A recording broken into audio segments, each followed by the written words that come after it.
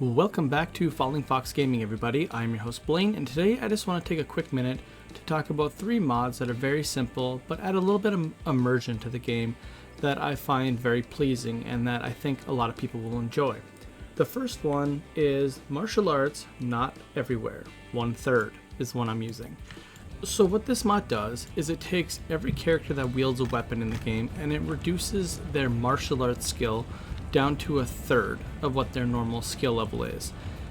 The reason for this is that the game world of Kenshi is really frustrating that a lot of enemies you face, especially the tougher ones, we'll say like these guys here, the Shinobi Ninja Guards, these guys here have incredible stats just in general across the board and their weapon skills are really good. Now if you manage to beat one and you take his weapons away and then you fight him again, he's still probably going to kick your ass or get close to it because his martial arts skill will still be extremely high. Most of the characters in the game world of Kenshi have martial arts skills similar to the weapon skills, which is just extremely unrealistic in my opinion because training takes a very long time in this game, and so to expect someone to have the same martial arts skill as their primary weapon source is just ridiculous. So what this does is it takes their martial arts skill and drops it down to 1/3. Now there's several different versions of this mod, I believe. I think there's like 1/2, 2/3, something like that. And I prefer the 1/3 because it makes characters, especially like the Holy Nation Paladins, it makes them fightable. Because one, normally they have like really heavy armor and their weapons are tremendous and they like crush you in like one blow. This makes it to where if you can manage to take them down at least one time, you can disarm them and then they're more realistic to fight. The next one actually kind of follows along the same line. It's called Food for Everyone!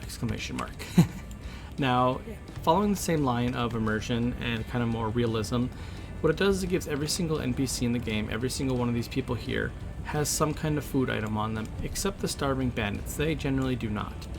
This makes it to where if you need food desperately for one reason or another, you could try and take somebody out and steal their food.